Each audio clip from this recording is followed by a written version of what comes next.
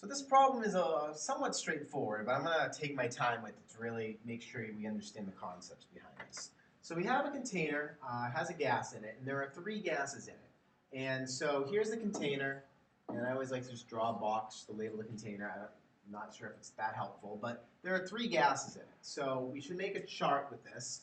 We've got helium, we've got neon, and we've got argon. And we also have the total for the container. And so each of these can have their own P, V, N, and T. So each gas has its own pressure, volume, moles, and temperature, and the total has its own pressure, volume, moles, and temperature. And just doing this accounting is going to help us in the long run. So the total pressure is 2 atmospheres. So the container's total pressure is 2 atmospheres, and it also says that it's 10 liters, and the temperature is 300 Kelvin. So, by definition, if the total pressure temperature of the container is 300 Kelvin, every other substance also has that same temperature. It's impossible for one of the gases to be at one temperature and the others to be at another temperature if they've been mixing for any length of time. So they all have the same temperature. In addition, they also have the same volume. They all are able to take up just as much space as the other, so the volumes are all the same.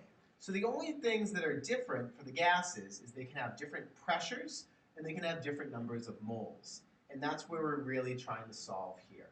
So in addition to what was told here, we were told that there's a total of, we don't know the total moles, but we know the total pressure is 2 atmospheres. We know the mole fraction of helium is 0.5. Mole fraction of neon is 0.40, and argon is 0.10. And this pretty much represents the fraction that is in there. In other words, if there are 10 particles, 5 of them are helium, 4 of them are neon, and 1 is argon. So the way this works is if we know the total pressure, each of these contributes to that total pressure. And we can find the individual pressures by multiplying the mole fraction by the total pressure. So if the mole fraction of helium is 0.5, then the partial pressure of helium is 1 atmosphere. That means that 0.4 times 2, this is going to be 0.8 atmospheres, and argon is going to be 0.2 atmospheres.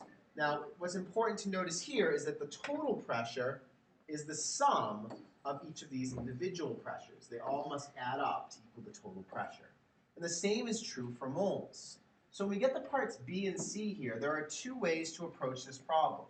One, we can start by solving for the total moles using PV equals nRT.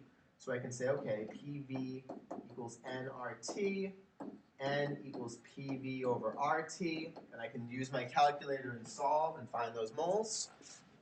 And if I do that, P times V, 2 times 10, divided by R, divided by T, I get 0.812 moles. So that's one way to find the total numbers of moles. And then once I've done that, I can find the moles of each substance by multiplying the total by the mole fractions once again.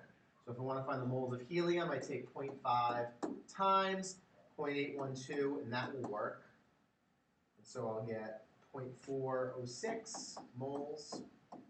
And the next one, 0.4 times 0.812, I'll get 0.32, and I'm rounding here a little bit, 5 moles. And this would be 0.081 moles. And once again, if I've done this properly, like pressure, the moles should add up to give me the total. Now that's one way to do this problem. I think probably the easier of the 2 ways. Alternatively, what I could do is I could use the ideal gas law for each individual gas. Because I know for each individual gas, I know the pressure, the volume, and the temperature. So I can say, okay, how many moles of helium are there? Well, there's N equals P times V over RT. I can get an answer and plug it in here. I can do the same thing with the gas, with the neon, and get moles and plug it in here. And then once I have each individual number, I can add up and get the total. So there's really 2 ways to approach this at the end. But bottom line, these problems, when there are multiple gases in a container, are a lot easier if you make a column for each gas, so each of the gases, no matter how many there are, and make a column for the total. And just remember that the only ones that are going to be the same across the board are the volumes and the temperatures. The moles and the pressures will vary. The pressures and the moles have to add up to the total. And that's pretty much how you do a partial pressure problem. So until next time, I am Derek Genova. Have a delightful day.